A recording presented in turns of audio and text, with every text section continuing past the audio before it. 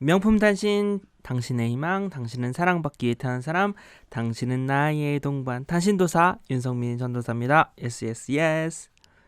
오늘은 12월 28일입니다. 오늘은 마태복음 18장 21절에서 35절의 본문을 가지고 우리 미에톰 말씀 나눠보도록 하겠습니다. 먼저 캡틴 초이와 함께 말씀을 읽어볼게요. 캡틴 초이. 그때에 베드로가 나와 이르되 주여, 형제가 내게 죄를 범하면 몇 번이나 용서하여 주리이까? 7번까지 하오리이까? 예수께서 이르시되 내게 이르노니 7번뿐만 아니라 7번을 70번까지도 할지니라. 그러므로 천국은 그 종들과 결산하려 하던 어떤 임금과 같으니 결산할 때에 10,000달란트 빚진 자 하나를 데려오매 갚을 것이 없는지라.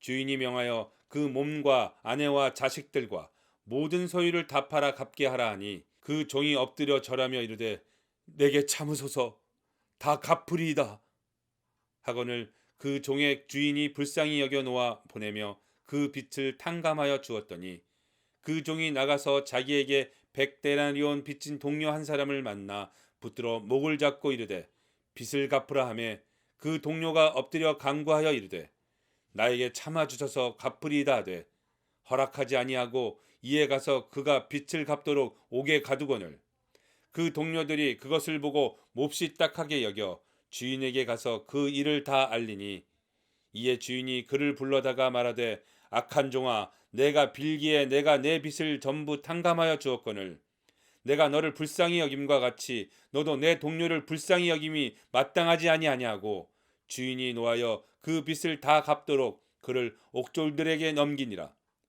너희가 각각 마음으로부터 형제를 용서하지 아니하면 나의 하늘 아버지께서도 너희에게 이와 같이 하시리라.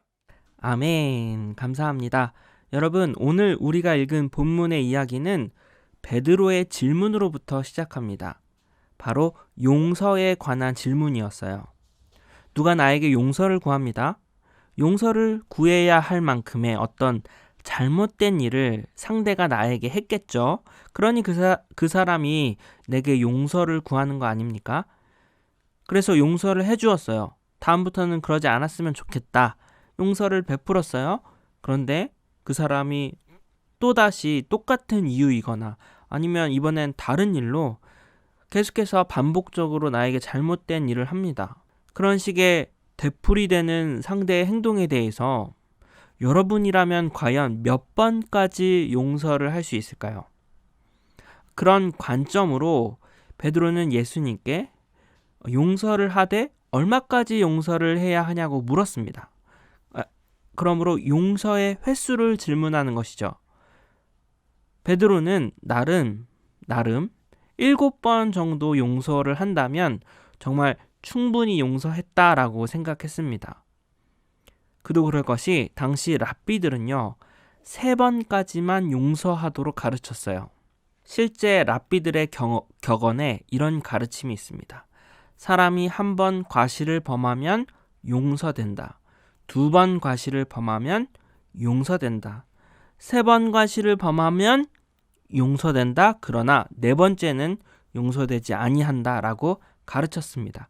그러니 베드로의 7번이라는 기준은 랍비들의 기준보다 높다고 생각했고 충분하고도 남을 것으로 여겼습니다. 또 베드로 특징이 있잖아요. 칭찬받고 싶어하는 특징.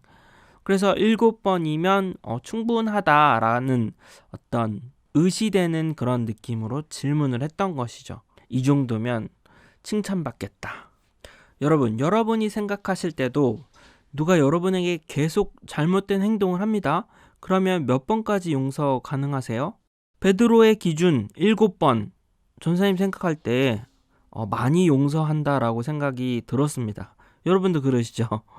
그러나 주님은 베드로의 제안 자체에 동의하지 않으셨습니다. 그리고 70번씩 7번이라도 하라고 명령하시죠.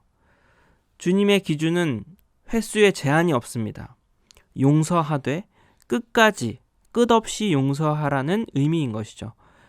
70번씩 7번은 숫자적으로 계산해서 따지면 490번이라는 숫자가 나옵니다. 이 490번이라는 숫자에 의미가 있어서 예수님이 490번을 용서해라 그것을 강조하는 것이 아니라 그만큼 형제가 반복적으로 죄를 범하더라도 끊임없이 계속적으로 용서해야 할 것을 말씀하시는 것이죠. 예수님이 그렇게 우리를 용서하셨고 사랑하셨기 때문입니다.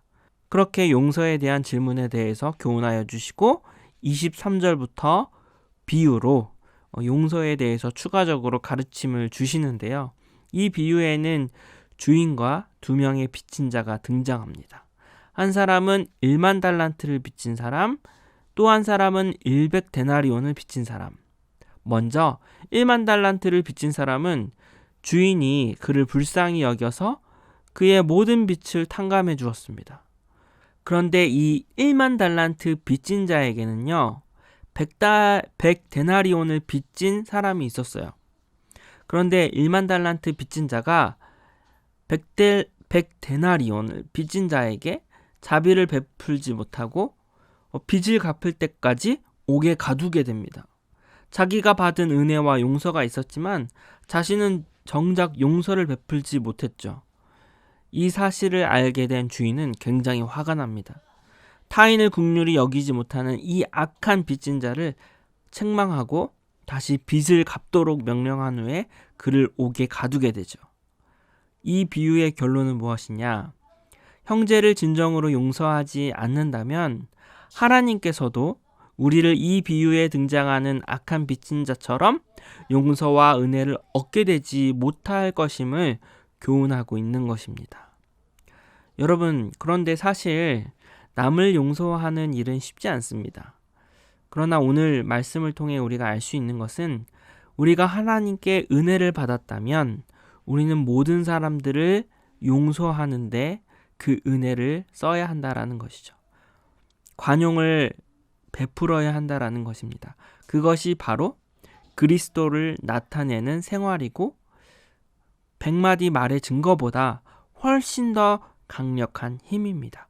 그렇게 사람들을 사랑과 용서로 치유해가는 청소년부 여러분 되기를 소망합니다. 그러면 오늘은 여기까지.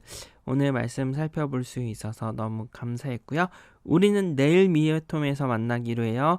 친구들, 이제 2020년이 얼마 남지 않았지만 남은 기간 동안 파이팅 하길 바래요. 그러면 친구들 안녕.